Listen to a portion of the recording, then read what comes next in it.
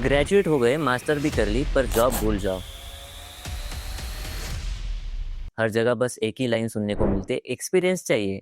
अरे भाई, जब फर्स्ट जॉब ही नहीं मिलेंगी तो एक्सपीरियंस कहाँ से लेके आए? बाहर से लगता है कि इंडिया ग्रो कर रहा है, जीडीपी बढ़ रही है, डबल डिजिट ग्रोथ, वर्ल्ड की फास्टेस्ट ग्रोइंग इकोनॉमी।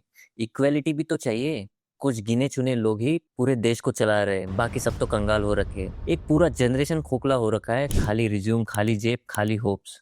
इंडिया के पास दुनिया की सबसे यंग पॉपुलेशन है, मोर देन 65% यूथ 35 एज के अंदर आते हैं। पर आयरनी देखो, वही यूथ सबसे ज्यादा जॉबलेस है। सीएमआई के अकॉर्डिंग 4.7 करोड़ यूथ जॉब्स देख रहे हैं, वो बेरोजगार है, उनको जॉब नहीं मिल रही है। और ये सिर्फ डेटा नहीं है, ये हर गली का सच है। आप चाय के टपरी पे ही देख लो। बेरोजगारी सिर्फ पैसे की बात नहीं है भाई, ये सेल्फ रिस्पेक्ट की बात है, आइडेंटिटी की बात है। जब कोई पूछता है क्या कर रहे हो, तब बताने में बड़ी शर्म आती है कि बेरोजगार हो और अभी भी बाप से ही पैसे ले रहा हूँ। हमारे पेरेंट्स बोलते हैं बेटा पढ़ लो, अच्छी नौकरी मिल जाएगी। हमने क्या किया? पढ़ाई की, engineering, MBA, BCom, BA, degree के नाम के सर्टिफिकेट के थैले लेके निकल पड़े जॉब भैया के दरवाजे पर।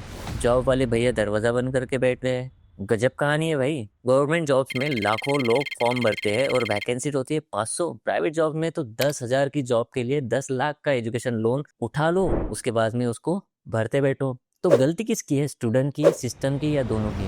कुछ तो समझ ना आया। अब रिसेंटली एसएससी का कांडी सुन लो, तबेले के ऊपर एसएससी का सेंटर। गजब दुविधा, एग्जाम सेंटर 400 से 500 किलोमीटर दूर। बच्चे एग्जाम को जा रहे हैं तो वहां जाके पता चल रहा है एग्जाम कैंसिल हो चुकी है, because of some technical issues. कभी माउस काम नहीं कर रहा है, कभी चेयर टूटी पड़ी है, कभी फैन नहीं चल रहा है। भाई ये क्या चल रहा है? और इसके खिलाफ जब प्रोटेस्ट हो रहे हैं टीचर्स के, तो उनको मारा जा रहा है। ये छोड़ो यार, आजकल की आईटी कंपनीज का ही दिखावा देख लो। बाहर से चमचमाती हुई building, AC offices, branded laptops. ये एलएनटी, इन्फोसिस, विप्रो, सब जगह एक ही कहानी है। 12 घंटे की शिफ्ट, वीकेंड्स पर भी मेल रिप्लाई करने की एक्सपेक्टेशंस, डेडलाइंस, टारगेट्स और प्रेशर, और पर्सनल लाइफ की तो वाट लग चुकी है। और जब थक हार के एक स्टेटस डालते हैं फीलिंग टायर्ड, तो तुम्हारे मैनेजर बोलता है ब्रो टेक रेस्ट, लेकिन टास्क कंप्लीट करके लेना, ठीक है? ये समझ नहीं आ रहा है कि काम है या गुलामी। इंटरव्यू में एचआर पैशन पूछते हैं, where do you see yourself in 5 years?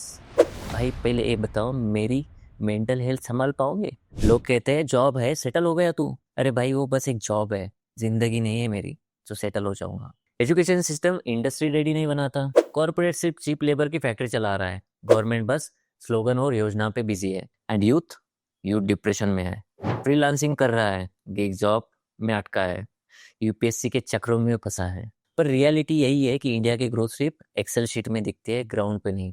जब नौकरी नहीं होती तो शादी नहीं होती, घर नहीं होता, रिस्पेक्ट नहीं होती।